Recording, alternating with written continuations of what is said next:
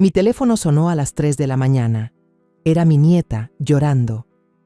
Abuela, el hombre de mi cuarto volvió otra vez. Se está riendo. Corrí de inmediato a su habitación. La encontré sola, pero señalaba el armario. Lo abrí. No había nada. Me senté en la cama para calmarla y entonces escuché un ruido debajo de la cama. Y cuando me agaché para mirar, me quedé helada al ver.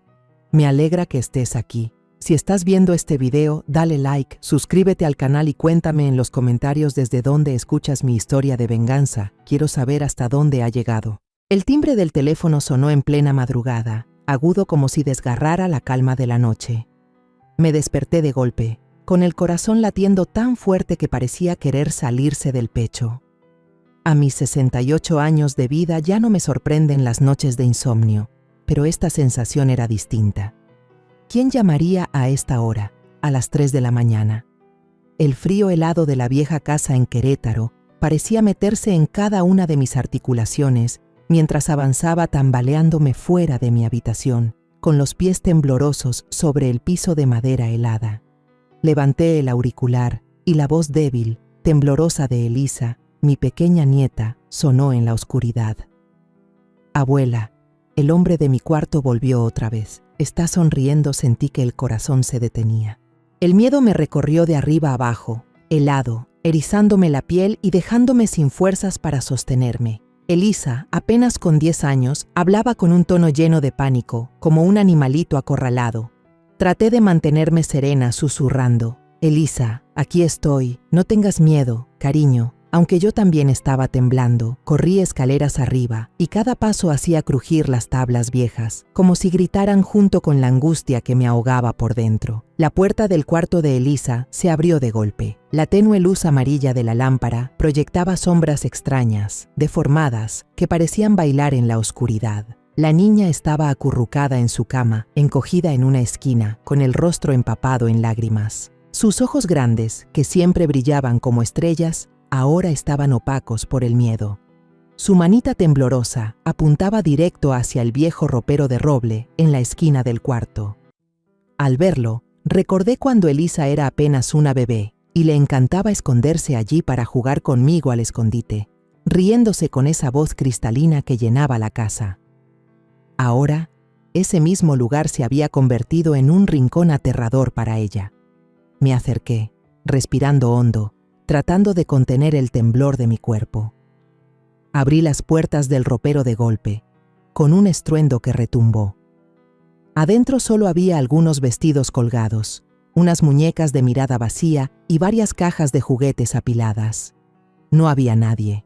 Suspiré aliviada, pero apenas un instante, porque la voz de Elisa volvió a sonar quebrada por el terror.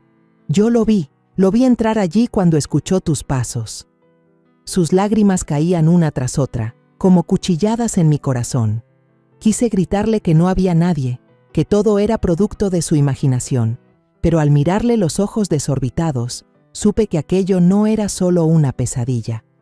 Me volví hacia ella, me senté en el borde de la cama y la rodeé con mis brazos. Su cuerpecito temblaba sin control.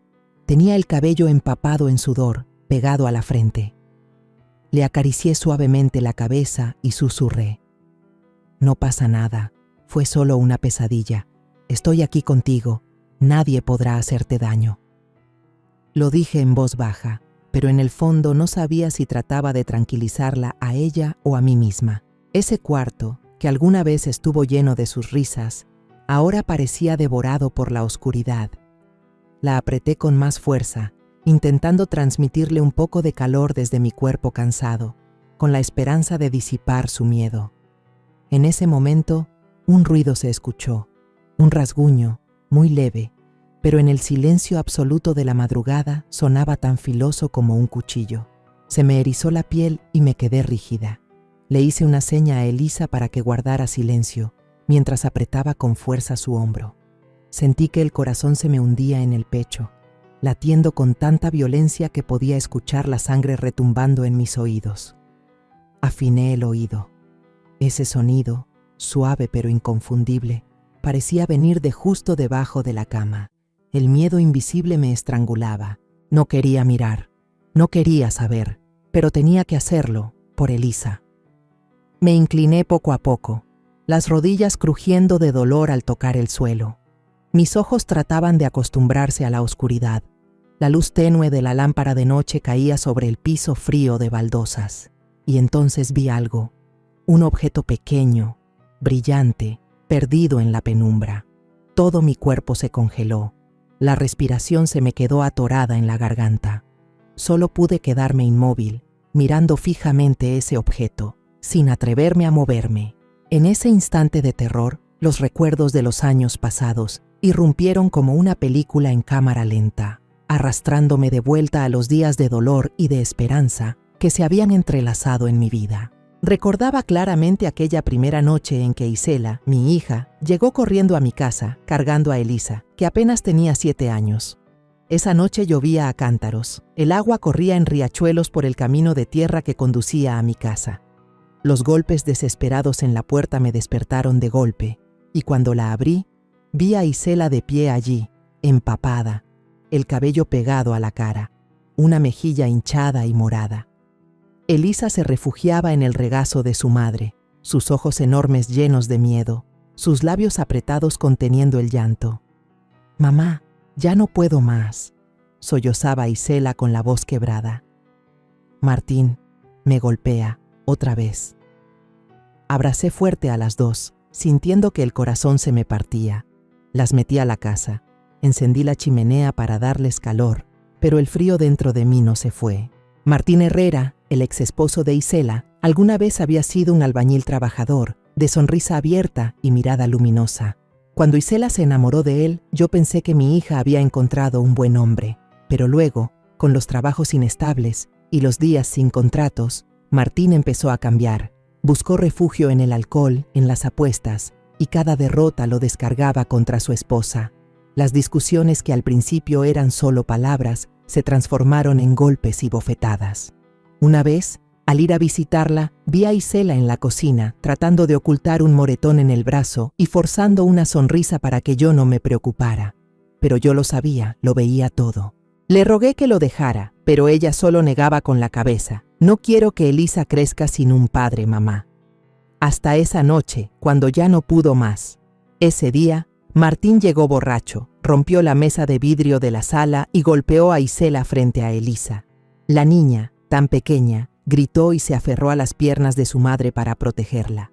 Fue la gota que colmó el vaso. Isela tomó a su hija y corrió a mi casa, y esta vez no volvió. Ese matrimonio terminó con un papel de divorcio arrugado, firmado a toda prisa en mi mesa de cocina, bajo la luz amarillenta y débil. Miraba a mi hija, apenas pasados los 30, con el rostro marcado por el dolor, y a Elisa, que en lugar de jugar alegre como debía, se estremecía ante cualquier ruido fuerte. Las tres comenzamos una nueva vida en la vieja casa de Querétaro. Esa casa, donde había vivido toda mi vida, se convirtió en refugio de 3 generaciones. Yo volví con mi carrito de comida al mercado, vendiendo tamales y atole cada mañana. El aroma del maíz, el chisporroteo del aceite en la sartén y los saludos de los vecinos eran lo único que me mantenía en pie. Isela consiguió trabajo como mesera en una pequeña cafetería del pueblo. El trabajo era duro, el sueldo casi nada, pero ella decía: «Mientras Elisa y yo estemos en paz, mamá». Vivíamos con dificultades, pero cada noche, al sentarnos juntas frente a un plato sencillo de arroz con frijoles y escuchar a Elisa contar sus cosas de la escuela, yo sentía alivio en el corazón. Con que la niña sonriera, con que Isela ya no tuviera que ocultar moretones, yo me sentía agradecida. Un día, Isela conoció a Rogelio Méndez. Él apareció como un rayo de sol en medio de días grises. Era maestro de primaria en la escuela del pueblo, de cuerpo alto y delgado, con el cabello negro peinado con cuidado y una voz pausada, llena de calma. La primera vez que vino a la casa, trajo una bolsa de naranjas frescas de su huerto, y vi los ojos de Isela iluminarse, una chispa que pensé se había apagado hacía mucho. «Ma, él es muy bueno», me dijo Isela, con las mejillas encendidas mientras hablaba de Rogelio.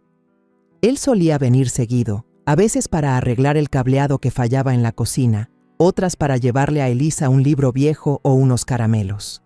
Todavía recuerdo el día en que se sentó a la mesa, con paciencia le explicó a Elisa cómo resolver un problema de matemáticas, con voz suave.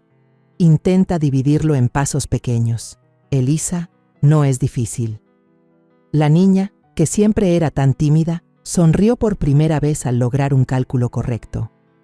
Al ver eso, sentí una calidez extraña en el corazón, como si después de tantos años de tormentas, por fin mi familia encontrara un poco de paz. Los vecinos empezaron a fijarse. Doña Rosa, la frutera del puesto junto al mío, bromeaba. Doña Carmen, su hija tuvo suerte, encontró un maestro tan bueno. Rogelio sí que es un hombre decente. Todo el pueblo lo alababa. Decían que era un hombre respetable, un maestro dedicado que siempre organizaba clases gratis para los niños pobres. Al escuchar esos comentarios, me convencí de que Isela y Elisa habían encontrado un refugio seguro. Yo empecé a soñar con días donde la familia estuviera unida, sin miedo y sin lágrimas. Rogelio poco a poco se convirtió en parte de la casa. Le gustaba sentarse en el portal, con la taza de café que yo le servía, y contar sobre sus alumnos, sobre su sueño de levantar una pequeña biblioteca para los niños del pueblo. Me agradaba escucharlo. Me gustaba la manera en que siempre sonreía suavemente al hablar del futuro. «Ma, quiero darle algo bueno a Isela y a Elisa», me dijo una noche mientras los dos mirábamos la luna suspendida en el cielo de Querétaro. Yo asentí, sonriendo, pensando que al fin mi hija había encontrado a un hombre que la valoraba. Solo un año después de conocerse, Rogelio le pidió matrimonio a Isela. Se arrodilló en la sala de mi casa, con un anillo de plata sencillo en la mano, y con voz temblorosa dijo: «Isela, no te prometo el mundo entero, pero sí te prometo dedicar mi vida a quererte y a cuidar de ti y de Elisa». Isela lloró, lo abrazó con fuerza, y yo desde la esquina de la habitación dejé caer lágrimas silenciosas. No eran de tristeza, sino de alegría. Pensé que tal vez Dios había escuchado mis oraciones y le había dado a mi hija y a mi nieta un hombre bueno. La boda fue sencilla, en la iglesia antigua del pueblo.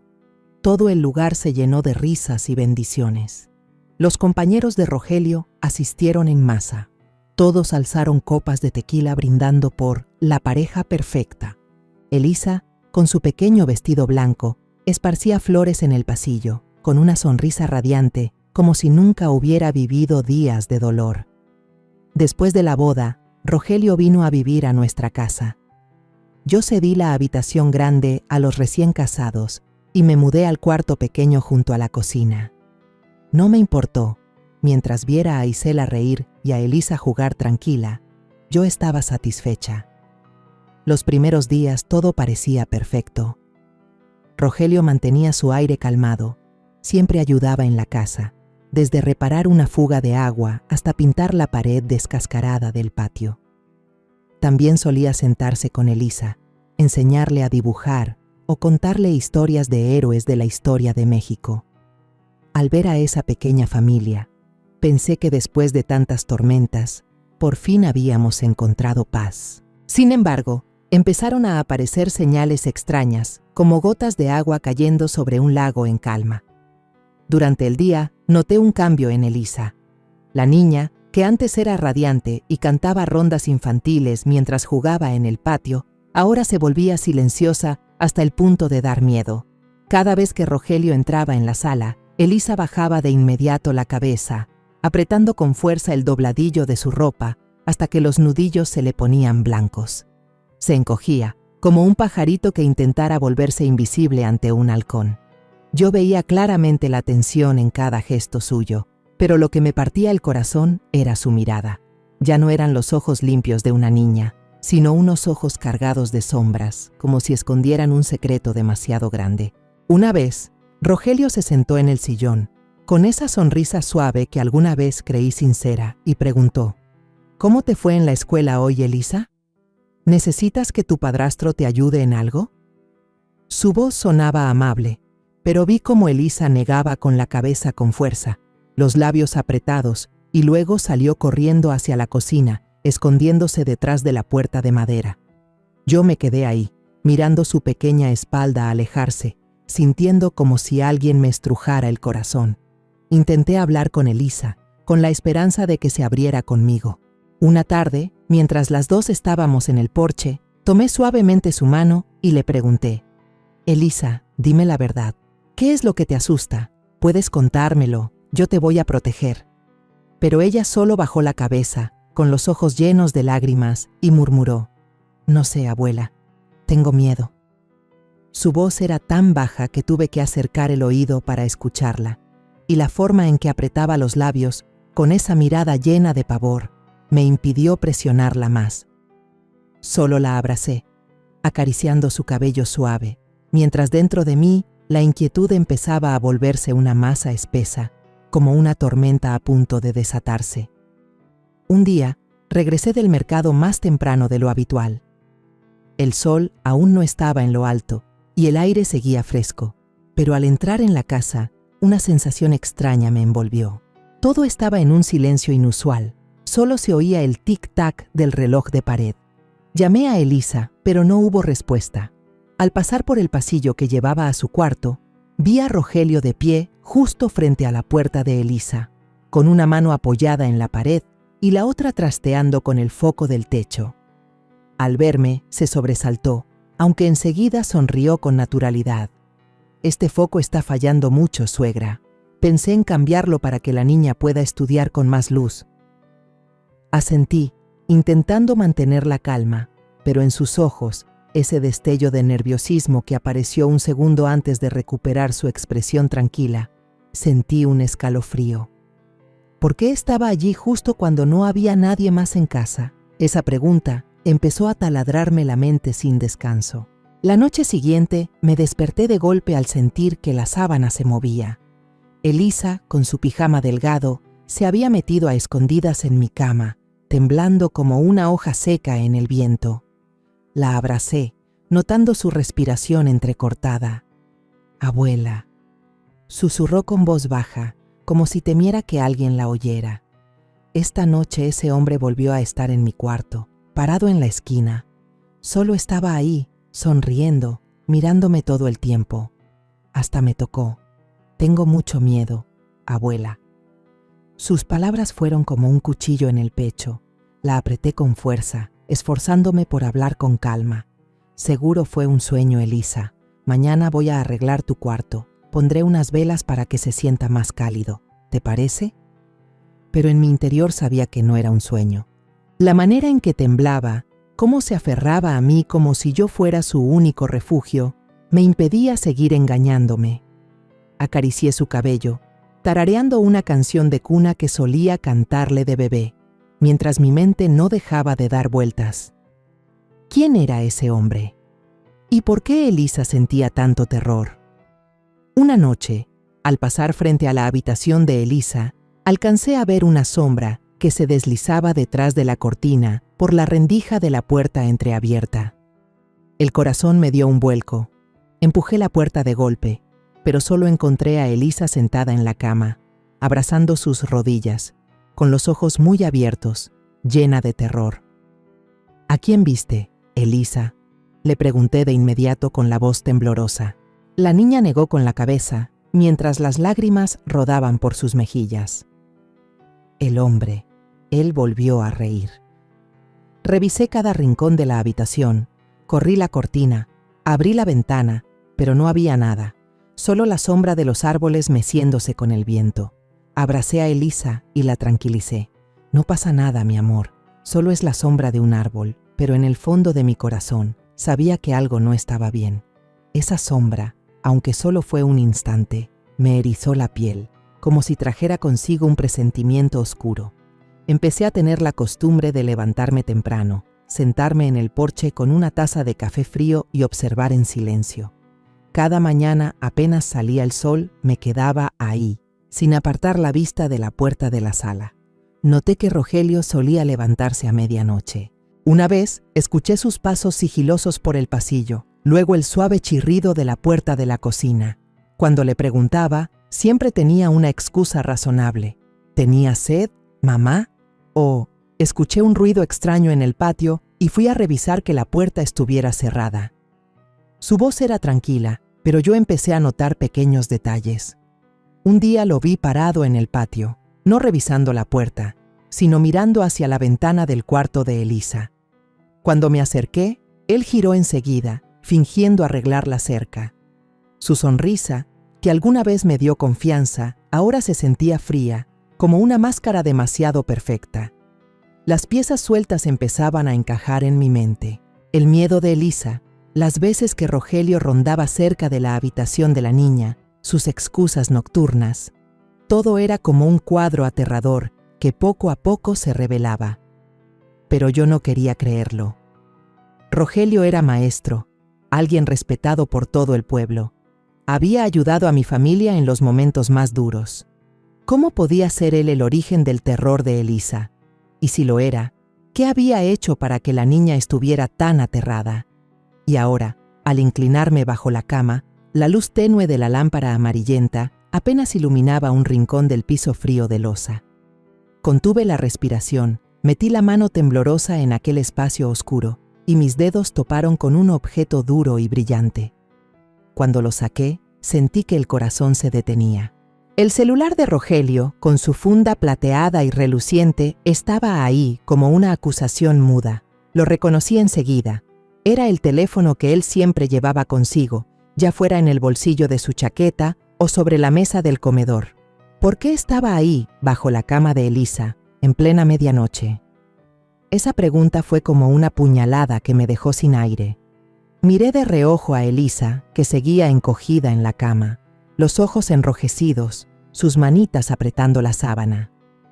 Rápidamente escondí el celular en mi mano, sin querer que lo viera. Temía que con solo verlo, su terror se desbordara aún más. Me levanté, caminé por la habitación, revisando todo otra vez como si quisiera tranquilizarme. La ventana seguía cerrada, el cerrojo helado bajo mis dedos. La cortina se movía levemente con el viento que entraba por una rendija, y de pronto entendí que el rasguño que me había erizado la piel era solo una rama seca golpeando el vidrio. Una coincidencia escalofriante, como si la misma casa intentara engañarme. Regresé junto a Elisa, me senté en el borde de la cama y tratando de mantener la voz serena, le dije: «No pasa nada, hija, solo es el viento. Esta noche me quedaré contigo, ¿sí?». La niña asintió débilmente, acurrucándose contra mí. La abracé, sintiendo cada respiración temblorosa de su cuerpo. Le canté en voz baja una vieja canción de cuna, como cuando Elisa era pequeña, pero mi mente estaba hecha un caos. El teléfono en mi mano pesaba como 1000 kilos, y cada segundo que pasaba me hundía más en una duda aterradora. Esperé hasta que la respiración de Elisa se volvió regular y sus ojos se cerraron. Recién entonces me atreví a ponerme de pie. Salí de la habitación, con el teléfono aún apretado en mi mano, y cada paso se sentía como plomo. Apenas bajaba las escaleras, me sobresalté al ver a Rogelio salir de la sala. Se frotó los ojos, aparentando estar somnoliento, y con una voz baja pero fría preguntó: «¿Qué pasa, ma?». Escuché ruidos arriba a mi mano, escondiendo el teléfono en el bolsillo de la bata. Estaba empapada de sudor. Sentía como si él pudiera verme por dentro, como si supiera que yo tenía aquella prueba. Forcé una sonrisa y con la voz temblorosa respondí: «No es nada, Rogelio. Seguro Elisa tuvo una pesadilla». Ya la calmé y se volvió a dormir. Él se rascó la cabeza y esbozó una sonrisa apagada, pero sus ojos, esos que antes creí sinceros, ahora me daban escalofríos. «La niña anda soñando demasiado últimamente», dijo con tono plano, aunque yo percibí un filo helado en sus palabras. «Mañana hablo con ella», asentí, fingiendo normalidad, pero por dentro mi corazón rugía como un mar embravecido. Si él estaba durmiendo en su cuarto con Isela, como solía hacer, ¿por qué entonces su teléfono estaba bajo la cama de Elisa? Esa pregunta ardía como fuego, quemando toda la confianza que alguna vez tuve en él. Regresé a mi cuarto, cerré la puerta con llave y con las manos temblorosas saqué el teléfono. La pantalla estaba negra, quizás sin batería. Me quedé inmóvil en la orilla de la cama, mirándolo, como si fuera a hablar por sí mismo, como si fuera a revelarme la verdad. Pero permaneció mudo, guardando su secreto. Esa noche no pude dormir. Me tendí en la cama, los ojos abiertos en la oscuridad, escuchando cada ruido de la casa, el tic-tac del reloj, el viento silbando por la rendija de la ventana y hasta pasos sigilosos que quizás solo imaginaba. A la mañana siguiente, la luz del sol se colaba entre las cortinas, dibujando rayos débiles en el suelo. El teléfono de Rogelio, guardado en un cajón bajo llave, seguía ahí, recordándome que ya no podía postergar nada más. Sabía que debía actuar, debía proteger a Elisa, aunque eso significara romperlo todo. Dentro de mí había una tormenta, miedo, rabia, pero sobre todo determinación. No iba a permitir que mi nieta siguiera viviendo en ese horror. Reuní todo mi valor y llamé a Mariana, mi mejor amiga, psicóloga en el centro del pueblo. Su voz seguía siendo suave como siempre, pero noté la preocupación cuando le dije: «Mariana, necesito tu ayuda. Elisa, la niña no está bien, quiero que la veas». No le conté los detalles, no me atreví a hablar del teléfono ni de las sospechas que me carcomían por dentro. Solo dije que Elisa estaba teniendo pesadillas y que necesitaba un profesional que la ayudara. Mariana aceptó enseguida, pidiéndome que la llevara al consultorio al mediodía.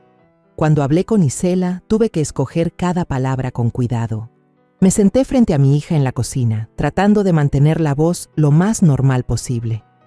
«Isela, he notado que Elisa últimamente tiene muchas pesadillas. Seguro es por la presión de la escuela. Quiero llevarla con un psicólogo para que pueda dormir mejor». Isela, que estaba sirviendo café, levantó la mirada sorprendida, pero luego asintió. «Si mamá cree que eso es bueno para la niña, hágalo. Yo también me preocupo por Elisa». Suspiré aliviada, pero justo en ese momento Rogelio salió de la sala, frunciendo el ceño, con un tono molesto. «¿Para qué llevar a un niño con psicólogo, ma? La gente se va a reír. Elisa solo necesita dormir temprano y no ver esas películas de terror». Se rió, pero su sonrisa no le llegó a los ojos y sentí un escalofrío recorrerme la espalda. Forcé una sonrisa y contesté: «Me preocupo mucho por la niña, Rogelio. Solo quiero que pueda dormir tranquila». Él se encogió de hombros y se dio la vuelta, pero su mirada al pasar sobre mí fue tan fría que tuve que apretar los puños debajo de la mesa para contener el temblor. Al mediodía, tomé de la mano a Elisa y la llevé a la clínica de Mariana. La niña caminaba despacio, su manita helada dentro de la mía. Traté de contarle cosas divertidas, de recordarle los días en que recogíamos naranjas en el patio trasero, pero Elisa solo bajaba la cabeza sin responder. Al verla así, sentí como si el corazón me lo apretaran. Aquella niña que antes hablaba sin parar, ahora parecía una sombra. El consultorio de Mariana era acogedor, con cuadros en tonos pastel en las paredes y un suave aroma a lavanda en el aire. Puso una música instrumental tranquila y le ofreció a Elisa una taza de cacao caliente, sonriendo. «Elisa, toma un poco de cacao, huele riquísimo». La niña aceptó la taza, pero solo la sostuvo entre las manos, con la mirada fija en el suelo, aferrándose a mí como si temiera que me fuera. Mariana no se apresuró. Se sentó frente a Elisa y le habló con voz suave, como agua corriendo. «Elisa, ¿quieres contarme sobre tus sueños? Estoy aquí para ayudarte. Nadie te va a culpar». Elisa no contestó, solo apretó más mi mano. Le acaricié la espalda y susurré: «No pasa nada, mi amor». La abuela está aquí, pero por dentro tenía miedo. Miedo de que no hablara, miedo de haberme equivocado al traerla, miedo de no ser lo bastante fuerte para enfrentar la verdad. Mariana, con paciencia, sacó unos colores y hojas blancas y los puso frente a Elisa. «Si no quieres hablar, ¿quieres dibujar? Puedes dibujar lo que te da miedo o lo que quieras que yo sepa». Vi la mano pequeña de Elisa temblar al levantar un crayón negro.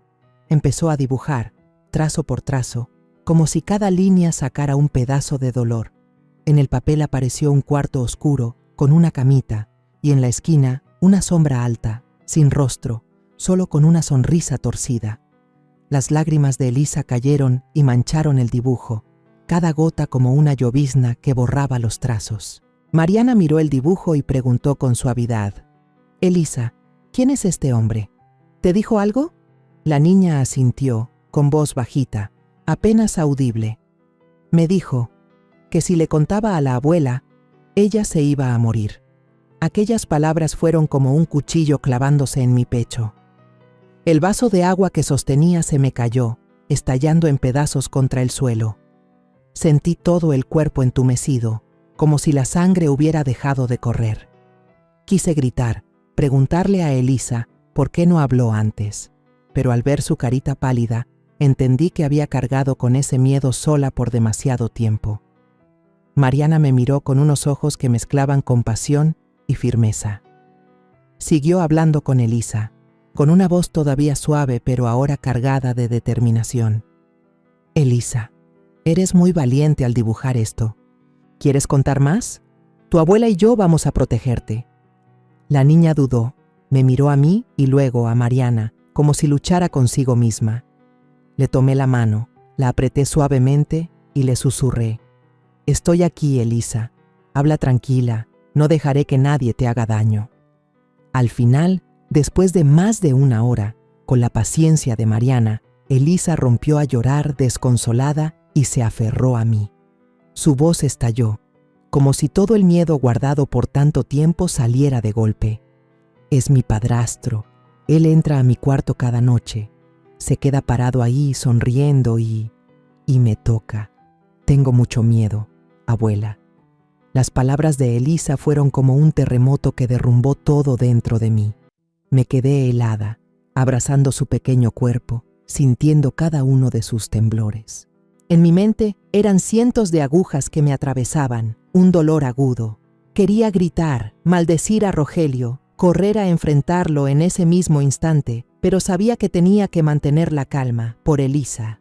Tragué mis lágrimas, intentando que mi voz no se quebrara. Estoy aquí, mi amor. No dejaré que él te haga daño nunca más. Pero por dentro hervía de rabia. Rogelio, el hombre en quien confié, a quien consideré un salvador de la familia, resultó ser un demonio disfrazado de persona. Mariana me tomó la mano con una mirada firme. Carmen, tenemos que llamar a la policía de inmediato. Esto no puede seguir. Asentí, con el corazón latiendo desbocado, temblando de miedo pero también ardiendo de furia. Esa tarde llevé a Elisa de la mano hasta la comisaría. Ella se aferraba fuerte a mí, con los ojos enrojecidos pero ya sin lágrimas, como si las hubiera agotado todas en la terapia.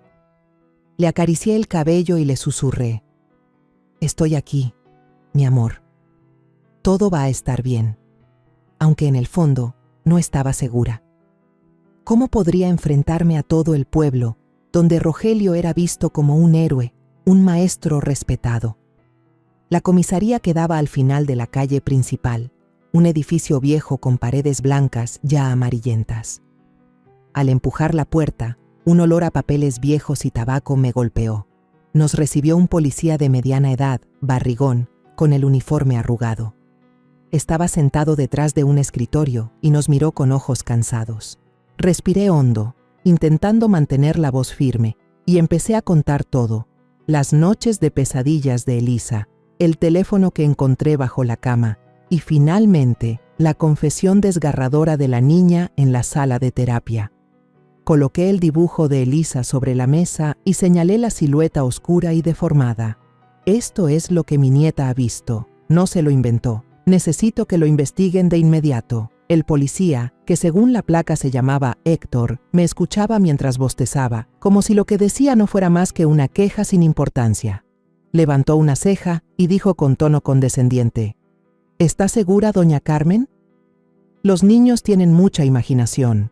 Tal vez vio alguna película de terror y luego soñó o inventó. Todas sus palabras fueron como una bofetada. Sentí la sangre subir a mi cabeza. La rabia estalló sin control. Golpeé la mesa con fuerza, haciendo vibrar los papeles. La niña no está inventando nada. Yo misma encontré el teléfono de Rogelio debajo de la cama de mi nieta. Él no tenía ninguna razón para estar ahí a medianoche. Héctor soltó una risa seca, una sonrisa llena de desprecio que me hizo querer gritar. Tal vez solo se le olvidó, dijo con voz monótona. Que un padrastro y un hijastro no se lleven bien es normal, señora.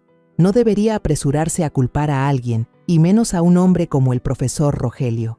Todo el pueblo lo quiere. Yo estaba tan furiosa que me temblaba el cuerpo, con las manos apretadas en puños. Elisa, a mi lado, se aferró a la manga de mi blusa, su pequeño cuerpo temblando. Sentí el miedo de mi nieta, y eso me dolió aún más.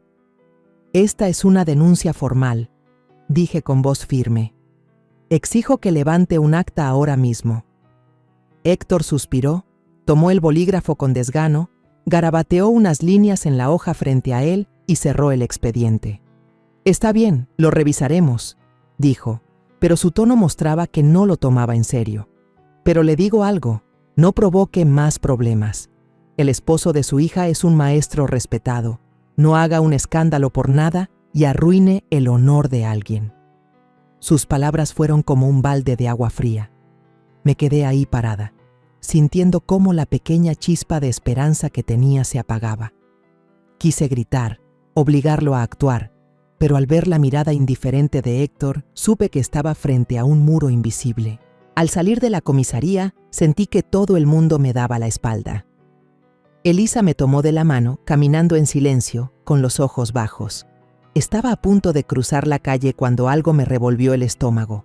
Rogelio, con una camisa blanca impecable, estaba parado en el patio de la comisaría, con el brazo sobre los hombros de Héctor, hablando en confianza. Le dio unas palmadas en la espalda y los dos rieron a carcajadas, como viejos amigos. Me quedé helada, con los pies clavados en el suelo. Él ya sabía que yo había venido, que lo había denunciado. Tiré de Elisa apresuradamente, intentando taparle la vista, pero la mirada triunfante de Rogelio, ese rápido destello al girar hacia mí, se grabó en mi mente. Era como una advertencia gélida. Usted no puede tocarme. Esa noche, al llegar a casa, el ambiente se sentía más pesado que nunca.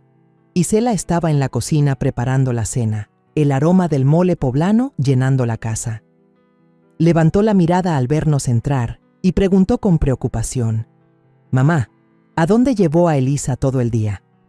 La llamé y no contestó. Balbuceé, buscando una excusa para que no sospechara. La llevé al médico, se sentía un poco mal. Pero antes de que pudiera añadir algo más, Rogelio apareció desde la sala, con una sonrisa torcida y la voz dulce, pero cortante. «Qué exagerada es mi suegra, ¿no? La niña cada vez inventa más cosas y termina avergonzando a la familia». Me miró fijo, con una mirada que parecía atravesarme, como si me retara a decir la verdad.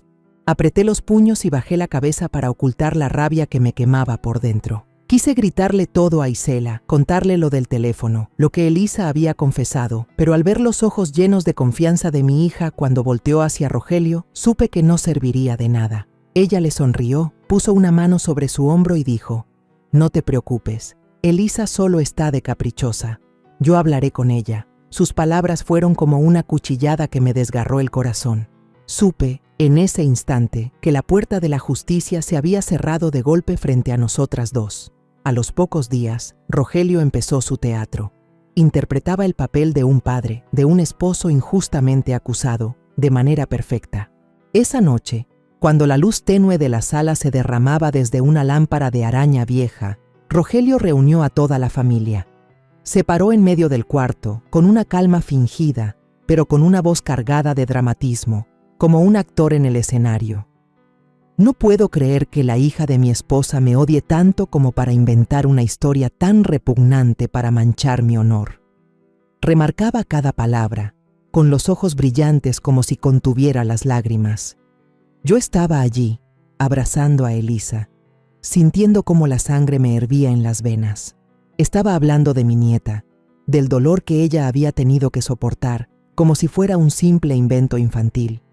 Quise gritar, correr hacia él y desenmascararlo, pero la mirada de Isela, mi hija, me detuvo. Isela me miró con reproche, como si yo fuera la culpable de haber arrastrado a la familia a esa pesadilla. Luego se volvió hacia Elisa, con la voz temblorosa por la rabia. «Elisa, ¿cómo puedes inventar algo tan asqueroso sobre tu padrastro? Si él te ha querido y cuidado como a una hija propia». Sus palabras fueron como un cuchillo clavándose en mi pecho. Elisa rompió en llanto. Se escondió detrás de mí, aferrándose a mi ropa con su manita, como temiendo que la arrancaran de mi lado. La abracé fuerte, sintiendo cada estremecimiento de su cuerpecito, y le grité a mi hija, con la voz rota de ira y de dolor: «La niña no miente, Isela. Tienes que escucharla, tienes que creerle». Pero Rogelio, como una serpiente venenosa, se adelantó enseguida, puso la mano en el hombro de Isela y habló con dulzura calculada. «Tienes que creerme, Isela. Soy maestro, generaciones de alumnos me quieren. He hecho todo por amar y cuidar a Elisa. Jamás haría algo tan sucio», subrayó la palabra sucio, como queriendo grabar en la mente de Isela que lo que Elisa decía era imposible. Ella se echó a llorar, lo abrazó fuerte y murmuró: «Te creo, Rogelio.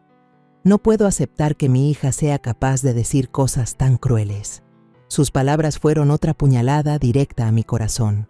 Yo quedé inmóvil, sintiendo que mi propia hija me daba la espalda, a mí y a Elisa.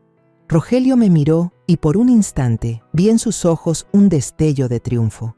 Fue fugaz, casi imperceptible, antes de que volviera a mostrar un gesto de falsa indignación y sufrimiento. «Ma, si usted y la niña siguen difamándome, no tendré más opción que acudir a un abogado para defender mi honor. No quiero que esta familia se destruya, pero no puedo permitir que me calumnien así». Lo dijo con calma, pero cada palabra era una amenaza helada. Abracé a Elisa con más fuerza, intentando contener la furia que me consumía. Él lo sabía. Sabía que yo había ido a la comisaría, que intentaba desenmascararlo. La imagen de él charlando y riendo con el policía Héctor en el patio de la estación se me apareció nítida, como una pieza cruel del rompecabezas. Fue Héctor quien le contó todo mi relato, y ahora Rogelio contraatacaba, convirtiéndonos a mí y a Elisa en mentirosas. Isela descargó su rabia sobre Elisa. De pie junto a la mesa, con las manos en la cintura, gritó: «Desde ahora queda prohibido hablar mal de tu padrastro, Elisa. Si lo vuelves a hacer, te mandaré con tu padre biológico».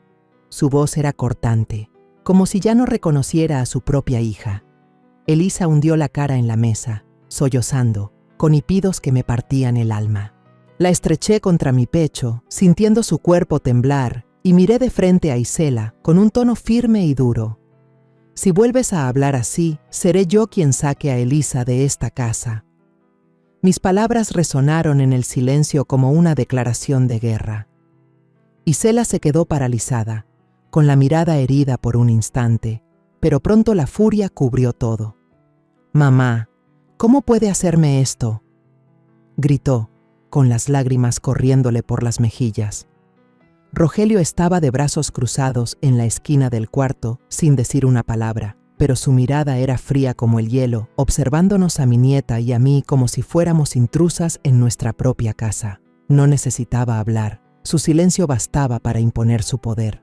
Apreté con fuerza la mano de Elisa, la llevé a su cuarto, tratando de contener la rabia y el dolor que me quemaban por dentro. Esa noche me quedé junto a ella, escuchando cada respiración temblorosa de la niña, y supe que no podía permitir que todo siguiera igual. Había fallado en proteger a Elisa de Martín, su propio padre, y ahora no podía dejar que Rogelio siguiera sembrando el miedo en mi nieta. Unos días después, tomé la decisión de actuar. No podía permitir que Elisa viviera ni un minuto más en esa casa, donde cada rincón escondía una amenaza invisible. En silencio guardé unas cuantas prendas mías y de Elisa en una bolsa de tela vieja, doblando cada camisa con cuidado, como si estuviera empacando toda mi vida. Lo hice sin hacer ruido, mientras la casa entera dormía. Cada pequeño sonido, desde el cierre de la bolsa hasta el crujido de la madera del piso, hacía que mi corazón se encogiera de miedo, temiendo que Rogelio se despertara y nos descubriera. Una madrugada, cuando el sol aún no salía, tomé de la mano a Elisa y salimos despacio de la casa donde había vivido toda mi vida. La pesada puerta de madera se cerró a nuestras espaldas y sentí como si una parte de mi corazón se hubiera desprendido.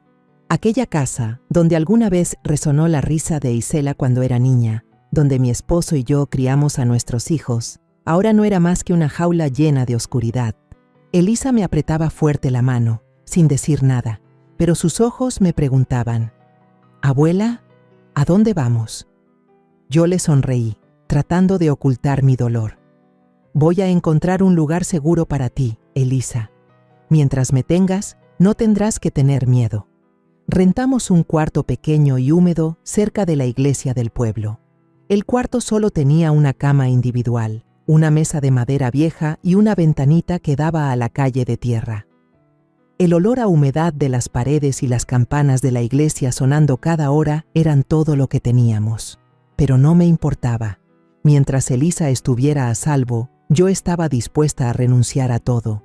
Volví a vender tamales en el mercado, bajo el sol abrasador o la lluvia fría, cada mañana. Elisa fue inscrita en otra escuela, donde nadie conocía nuestra historia. Pero el pueblo pequeño no perdona a quienes rompen su falsa calma.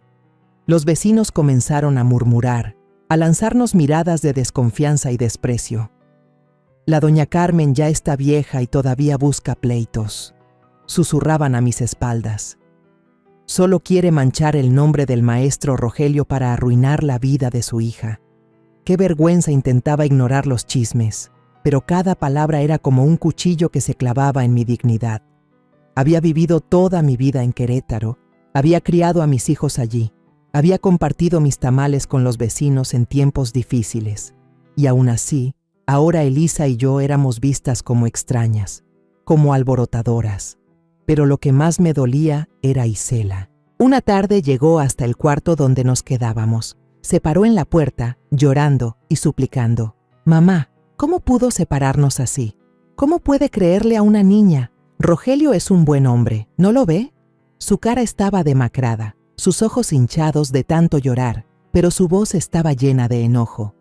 Yo me quedé dentro, abrazando fuerte a Elisa, que temblaba, y me negué a abrir la puerta. «Isela, no lo entiendes», le dije, con la voz quebrada. «Lo hago por Elisa, porque necesita estar a salvo». Pero ella solo negó con la cabeza y gritó: «Usted arruinó todo». Luego se fue, dejándome con el corazón hecho pedazos. Mientras tanto, Rogelio seguía dando clases cada día con total tranquilidad. Seguía vistiendo su camisa blanca e impecable, seguía sonriendo a los alumnos y a los padres, como si nada hubiera pasado. Escuché que incluso lo elogiaban como un ejemplo de hombre que había soportado muchas injusticias, pero que aún así se mantenía dedicado a la enseñanza. Cada vez que oía esas palabras, sentía como si me echaran sal en la herida. Él había ganado, al menos por ahora. Había logrado que Elisa y yo nos convirtiéramos en las rechazadas del pueblo, mientras él seguía con su fachada perfecta. Pero curiosamente, a pesar de estar aislada, a pesar de tener que vivir en un cuarto de alquiler estrecho, yo sentía una extraña ligereza. Cada noche, cuando Elisa dormía profundamente a mi lado, sin sobresaltarse por pesadillas, yo sabía que había hecho lo correcto. Al menos, la niña ya no tenía que vivir bajo el mismo techo que ese demonio disfrazado de hombre. La abrazaba, le cantaba en voz baja la vieja canción de cuna, y rezaba, como siempre lo hacía, pidiéndole a Dios fuerzas para seguir adelante. Los días en ese cuartito cerca de la iglesia pasaban lentamente, como si el tiempo quisiera poner a prueba mi paciencia.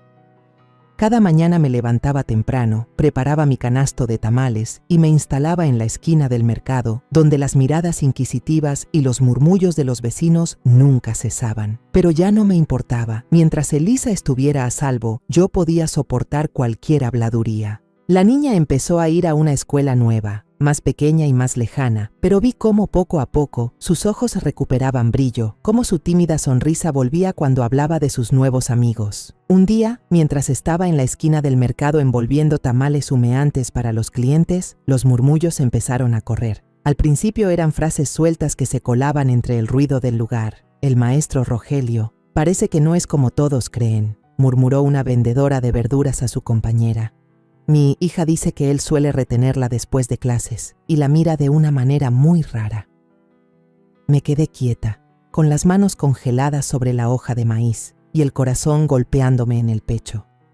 Esas palabras eran piezas que encajaban con la sospecha que me había atormentado durante meses. Pero no me atrevía a ilusionarme.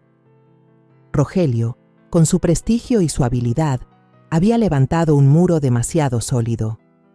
¿Quién iba a creer en esos rumores si todo el pueblo lo había venerado como a un héroe? Una tarde, Mientras limpiaba el piso del cuarto, escuché unos golpecitos tímidos en la puerta. Al abrir, vi a una mujer de mediana edad, con gesto preocupado, parada en la entrada. Era doña Luz, madre de una alumna de la escuela de Rogelio.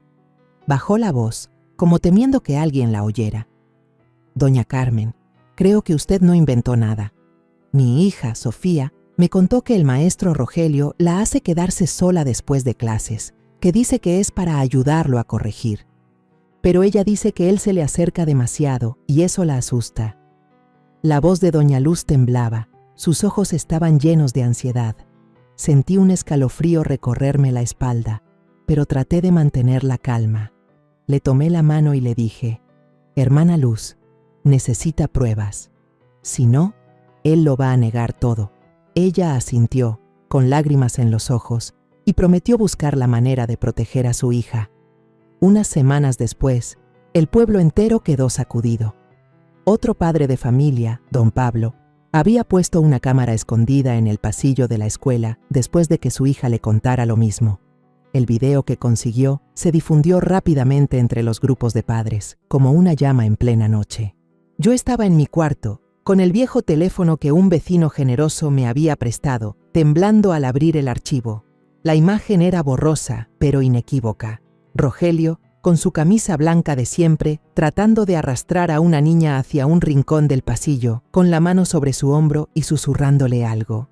La niña, aterrada, se soltaba y salía corriendo. La rabia y la pena por Elisa me desbordaron. Mi nieta había soportado todo eso sola durante demasiado tiempo, mientras el pueblo entero aplaudía al hombre que la había lastimado. En solo unos días, como un efecto dominó, varias alumnas más empezaron a armarse de valor y a hablar. Una niña contó que Rogelio solía llamarla a su oficina para preguntarle sobre la tarea, pero la mirada de él la hacía estremecer. Otra, de apenas 11 años, dijo que una vez él le había tocado la mano y se había reído de una manera extraña.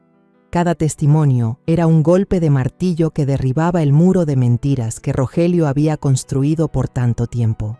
La escuela ya no podía hacerse de la vista gorda. Lo suspendieron de inmediato, y la policía, esta vez, abrió una nueva investigación, mucho más seria. Ya no estaba Héctor con su sonrisa arrogante, sino un equipo de investigadores de la ciudad, con preguntas filosas y un tono implacable. Esa tarde, me senté en la habitación de la pensión, encendí el televisor viejo que me había prestado la dueña.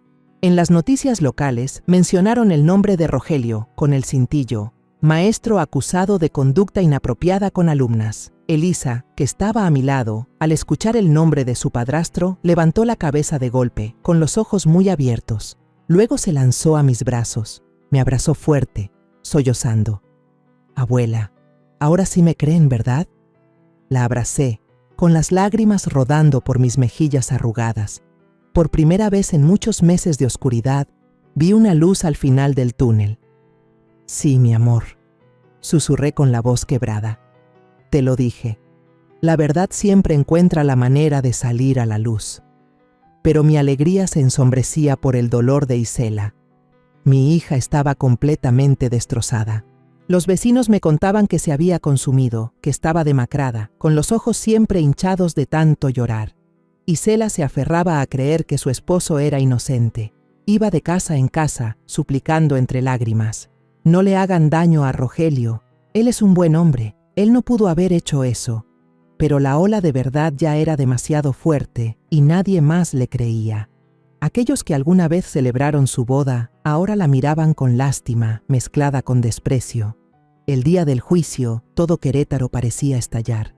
La sala estaba a reventar, un murmullo constante corría como un oleaje.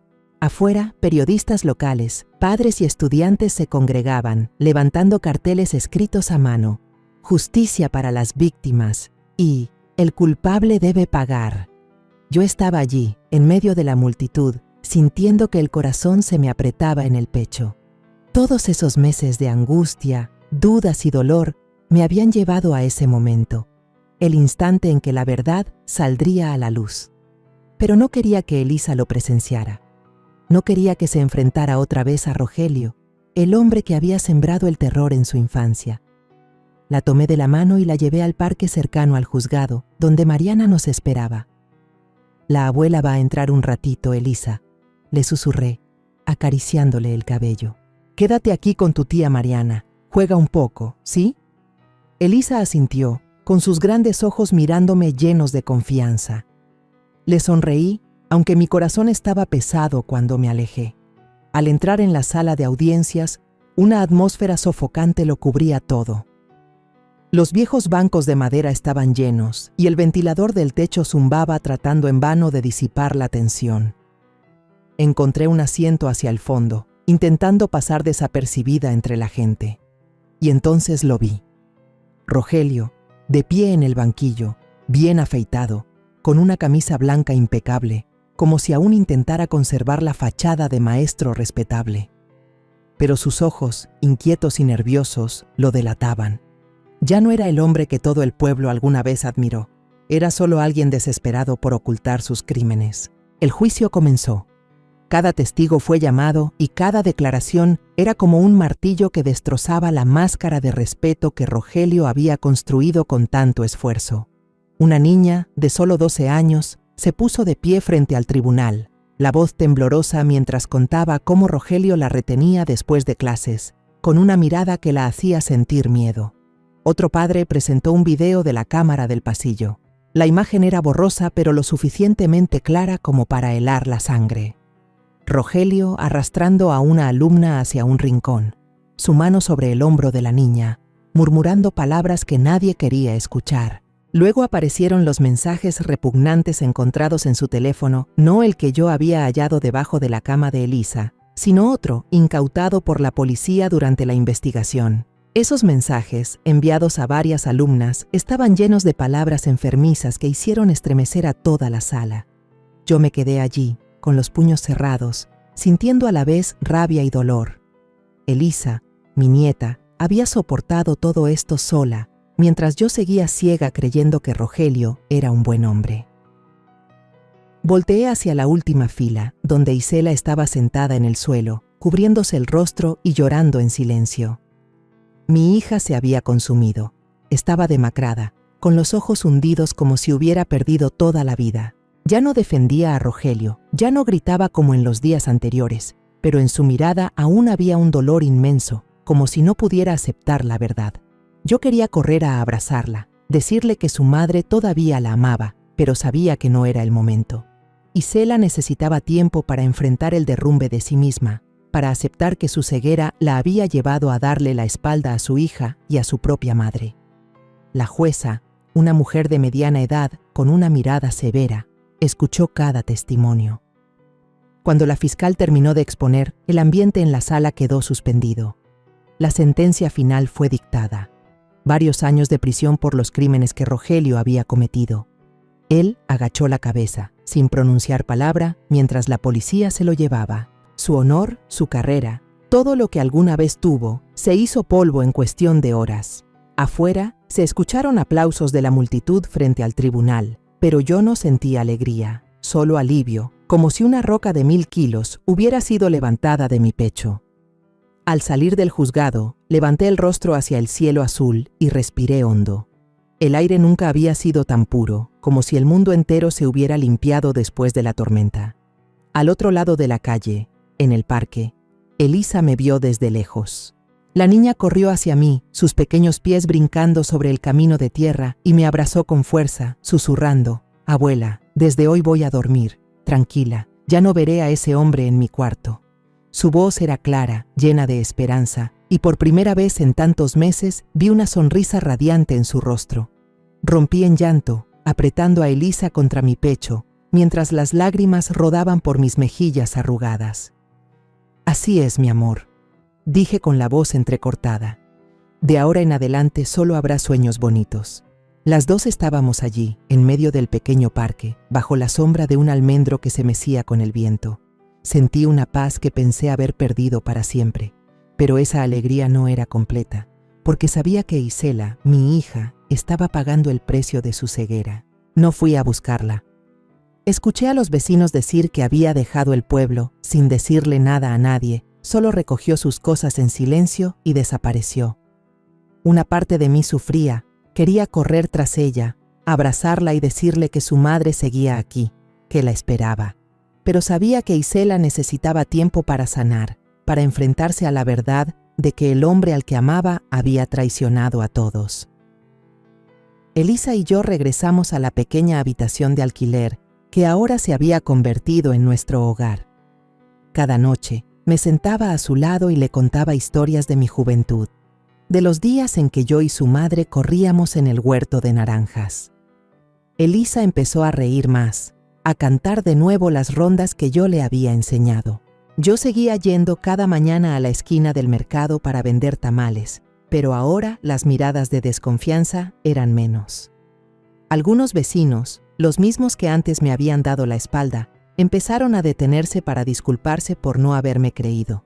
Doña Luz, la mamá de Sofía, incluso me trajo una canasta de naranjas frescas y me dijo: «Doña Carmen, gracias a usted mi hija está a salvo. Gracias, no los culpo. Sé que, en un pueblo pequeño como Querétaro, la verdad a veces necesita tiempo para romper las mentiras». Solo me duele por Isela. Después de lo ocurrido, se convirtió en el blanco de las críticas, tanto del pueblo como de las redes sociales, por haber sido tan ciega en el amor y no ver el sufrimiento de su hija. Y hasta hoy, sigue siendo una espina en mi corazón. Pero cuando miro a Elisa, cuando la veo crecer cada día, con una sonrisa cada vez más radiante, entiendo que mi mayor felicidad ahora es estar a su lado, verla crecer en seguridad y cariño, bajo un cielo sin sombras. He vivido lo suficiente para entender algo. Los demonios disfrazados de personas, por muy bien que se oculten, tarde o temprano pagarán por sus crímenes.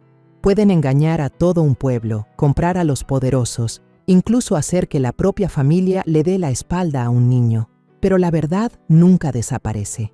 Mi nieta tuvo que soportar un horror que pocos se atreverían a creer. Y la lección más valiosa que aprendí después de todo es esta: nunca subestimen el miedo de un niño. Su llanto en silencio puede ser un grito desesperado de ayuda, y nuestra responsabilidad es escucharlos, protegerlos hasta el final. Quiero que todos entiendan que la justicia puede tardar, pero siempre llega, y quien cause dolor a un niño tarde o temprano tendrá que enfrentar las consecuencias.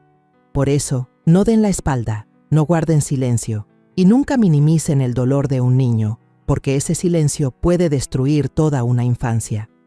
La historia que acaban de escuchar ha cambiado nombres y lugares para proteger la identidad de los involucrados. No la contamos para juzgar, sino con la esperanza de que alguien escuche y se detenga a reflexionar. ¿Cuántas madres estarán sufriendo en silencio dentro de su propia casa? De verdad me pregunto, si usted estuviera en mi lugar, ¿qué haría? ¿Elegiría callar para mantener la paz? ¿O tendría el valor de enfrentarlo todo para recuperar su voz?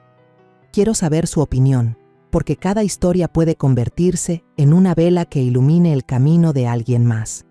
Dios siempre bendice, y estoy segura de que la valentía nos llevará a días mejores. Por ahora, en la pantalla final dejaré 2 de las historias más queridas del canal. Sé que lo sorprenderán. Gracias por haberse quedado conmigo hasta este momento.